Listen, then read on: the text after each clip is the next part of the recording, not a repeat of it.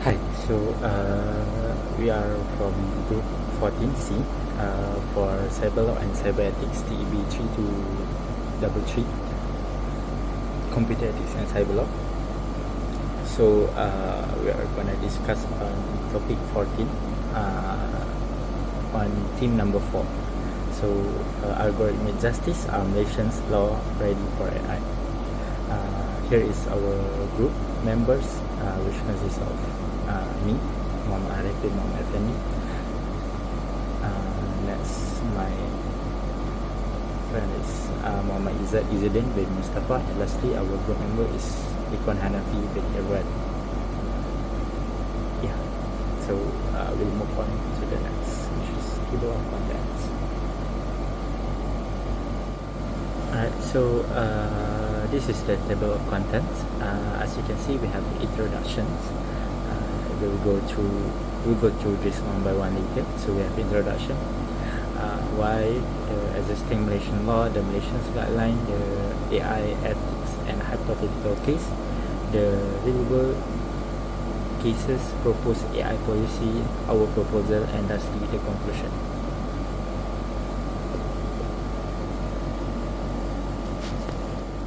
Okay, so here's the introduction for our topic, algorithm justice, are Malaysian laws ready for AI? So first, artificial intelligence, AI, is now a core part of decision-making system in many industries such as hiring, finances, healthcare, policing, marketing, and even immigration. So in each part of those industries, AI plays a huge part of it.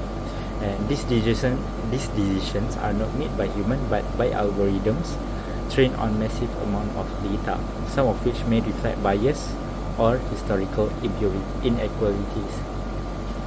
Next, AI system can be powerful, but they are not neutral, which when trained on biased data or deployed without oversight, they can worsen the discrimination since they are fed with bias and no oversight. And lastly, algorithmic justice is the framework to ensure that AI systems have to treat individuals and groups fairly, which is the fairness. The second one are transparent and explainable in how decisions are made, which is transparency. And lastly, have clear accountability for outcomes and impact, which is accountability. So there's fairness, transparency, and accountability in algorithmic justice. Alright, so we'll move on to why this topic, why algorithmic justice matters in Malaysia. So Malaysia is an advancing rapidly in digital transformation under initiative like My Digital and the National AI Framework. So as Malaysia and many other countries are advancing, AI plays a relevant or plays a huge role in the digital transformation of all the countries. So we need algorithmic justice for like fairness. Next is the GLC, or the government-linked companies, banks, HR departments are already adopting AI for hiring, surveillance, loan approvals, and customer service. So this industry or these examples are already adopting AI into their working system, and the market is more advancing, keep on advancing by the day. The third one is, despite this adoption, there are no legally binding rules to ensure that AI systems deployed in Malaysia are fair, explainable, or accountable. And without proper laws, unethical AI can go unchecked, leading to discrimination, exclusion, or privacy violation. And lastly, Malaysia also imports many AI tools from foreign companies, which may not align with local laws or cultural norms. So as AI begins to grow and more companies begin to develop AI, some Malaysian company may adopt their system, and this can lead to discrepancy between the local laws and the international law and what they are using there. So we need algorithmic justice. Let's move on to a simple infographic for how we're actually going to strengthen the Malaysian AI's governance. So let's see what Malaysia has done for now. Firstly, two things, which is PDPA, which is the Personal Data Protection Act in 2010, which highlights and focuses on data consent, security, and provides rights to access/correct personal data. The AI gaps in these PDPA is actually lack provisions for algorithmic explainability, the right to contest automated decisions, or specific rules for biased AI systems. Meaning by that, we agree that data protection is important, but at the same time, there's no real laws against AI systems because they are not the humans that we are. They are not the humans that are creating those decisions. Moving on is the Communications and Multimedia Act in 1998. The scope of this act is actually to regulate online content and network services, which address issues like offensive content and misinformation, which we can see how AI has taken over now. The AI gap is it fails to address these harms from these automated decision making, which, for instance, in AI-driven content moderation, we can see how this is not upheld because of the misinformation that is still being spreaded nowadays. Now let's talk about the regulatory gaps in Malaysia. First of all, let's talk about how there's no AI specific law in Malaysia. Why does this matter? When problems facing concerning AI are happening, and since there's no AI specific law, there's no standards or legal duties for developers or users of AI systems. So, next is there's no mandatory AI audits, as there's no AI specific law. There's no reason why companies need to do AI audits, so this becomes a bias in the data or logic goes undetected before the deployment of these softwares. Next is going to be no oversight agency. These no enforcement bodies. There's no real enforcement bodies to investigate complaints or set regulations for AI. Next is no user rights over AI decisions. Individuals cannot demand explanations or appeal automated outcomes as AI has no actual user over a there's no user rights over AI decisions. And lastly, AI is imported from abroad may not align with Malaysian culture or legal expectations as foreign AI tools are actually unregulated. So what should actually Malaysia do as their best practice? So we'll look into global best practices. Firstly is the EU Draft AI Act, where first legal framework classifying AI by risk level, which are unacceptable, high risk and limited risk. High risk AI must be transparent and human supervised, such as job hiring and facial recognition, as these particular AIs are actually going to be changing people's lives. Next, let's look at Singapore's model AI governance framework, where it's a voluntary, flexible approach. It encourages transparency, human involvement, and internal accountability, as these AI must be held accountable, or the users or the developers themselves. And lastly, what are the key takeaways from Malaysia is that EU offers structure through legal enforcement, while Singapore offers adaptability with industry buy-in. What we can do is make a mixed approach, but at the same time, we'll see what actually our government or what actually our society in Malaysia needs to do, or which framework is the best. So this becomes our segue to Malaysia's guideline in AI policies. Firstly, is we have it needs to be released under the National Artificial Intelligence Roadmap (AIRMP). It must be developed by MDC. It's developed by MDC under MITI. Number three is non-binding guidelines for ethical AI development and use. Four, it must follow these core principles, which is firstly fairness, transparency, accountability, and privacy and security. Why are these four important? It's because these are also correlated to data security, where we believe that AI should not be able to uh, be dismissed from these particular regulatory law. And lastly is the limitations. These must be voluntary only, no legal enforcement or penalties. Why?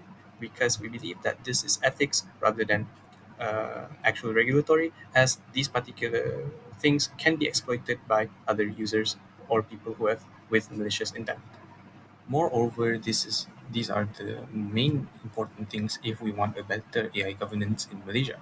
The three core pillars of AI ethics. Firstly, in fairness, we mandate these bias audits and impact assessments to ensure AI systems do not perpetuate or amplify societal inequalities.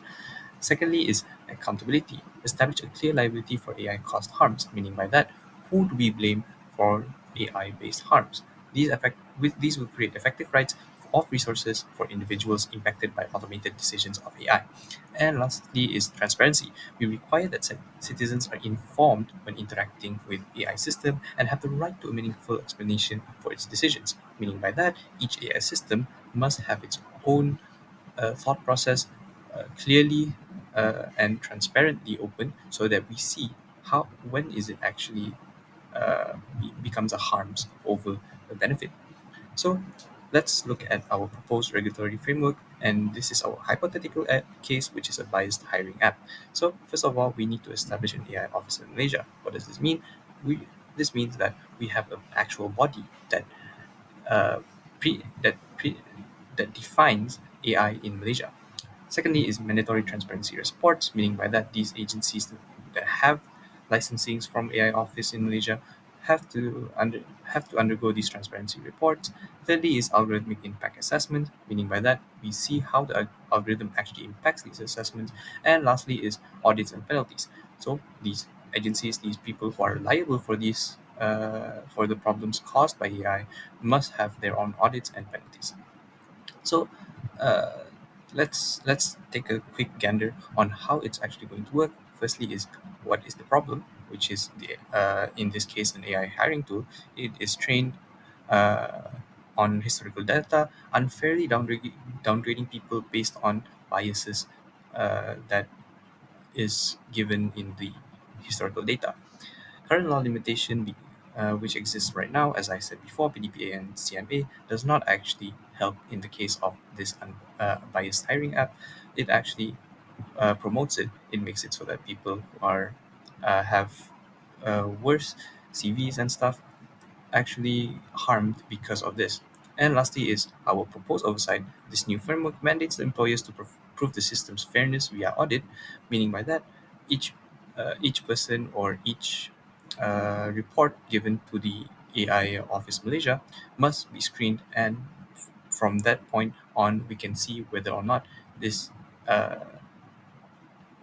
this follows with the AI ethics that we have placed before. Right, so here we'll look at several real-world cases to this topic. So first, the Azad Utils backdoor incident back in 2024, which happened really recently, and it had, even though it's quite an unknown cases and it's not too well known, but it's still a very crucial thing in terms of the architecture or the infrastructure of AI. So a Malaysia actor called Jatan, she covertly inserted a backdoor into the Azad Utils, a core component used in many Linux systems. So Azad is often pre-installed and used in backend servers, including those that supported cloud-based AI platform. So if undetected, this backdoor, which Jatan planted, can have allowed remote access to countless systems globally, which poses major threats to hacking and exploitation, which is a huge vulnerability. So, why it matters for AI why it matters for this topic, that algorithmic justice, is AI system rely on open source tools and libraries like Azad. So it is closely related, which Azad is open source and also does AI. So if the infrastructure is compromised, the infrastructure of Azad utility can be compromised, so does the AI infrastructure. So this incident show that AI governance must include supply chain security and developer accountability. So even though open source is good, we still need some sort of accountability and security. Next is the MIT Media Lab study on facial recognition. So back in 2018, they found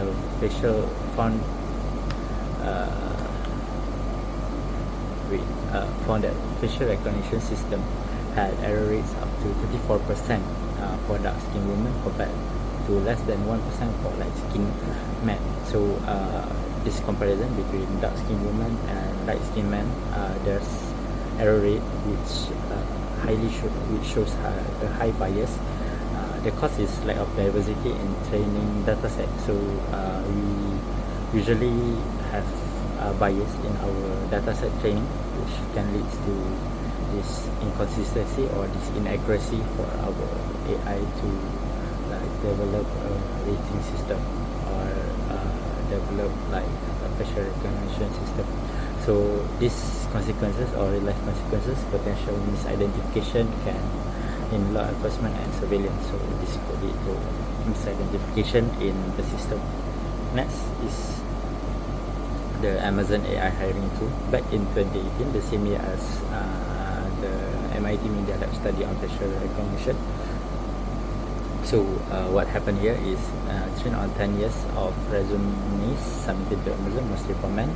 The AI began penalizing women that include resumes that included the word woman chess club captain. So the result, qualified female candidates were excluded, and what we can learn from this is historical bias in data can train AI to be discriminatory even if it's not intentional. Okay, so we'll move on to the next part. Alright, so I'll start to pick things up. We'll go more quickly. So on this slide, we'll look at the policy reform proposal. So what our group is trying to propose for a new policy is, first is a mandatory AI audits before deployment. So before deploying an AI, we need to have mandatory audits. Next is to establish a national agency, Malaysian AI Oversight, which have audit AI system, investigate algorithmic harm, and maintain registry of high-risk AI. The third one is right to explanation and human review for AI-driven decision. And lastly is to regulate imported AI tools and ensure transparency. Okay, so we'll move on to the next part. Okay, so here we'll look at our proposal. So the difference or comparison between the current framework and our proposed reform AI Act. So there's voluntary guideline only. So current framework is voluntary guideline only, where we propose the legally enforceable AI law. Second is not required for our current framework, but we propose to have mandatory audits for bias and fairness. The third one is no agency to enforce rule, but we propose to have an agency which we call MIO, with authority to monitor AI, which Malaysian AI do. And the fourth one is no user right for AI decision, which our proposed one is to have right to explain and human appeal. Lastly is unregulated imported AI tools, and our propose is to import tools must comply with the current Malaysian law. Okay, next we'll go to the conclusion. Alright, last but not least, what we can conclude from our discussion or our topic here is AI is rapidly shaping our future, but without enforceable laws, it risks causing more harm than good. Malaysia's current framework like PDPA and CMA are outdated, and while national guidelines exist, they lack legal force to ensure fairness, accountability, and public trust. So we urgently need a dedicated AI law that protects people and aligns with global best practices that we saw earlier. Right, so we'll move on to the references. Alright, so this is the 3 references that we use on so far throughout our whole research. Then finally we go to the last slide. Alright, so that's all from us. Thank you.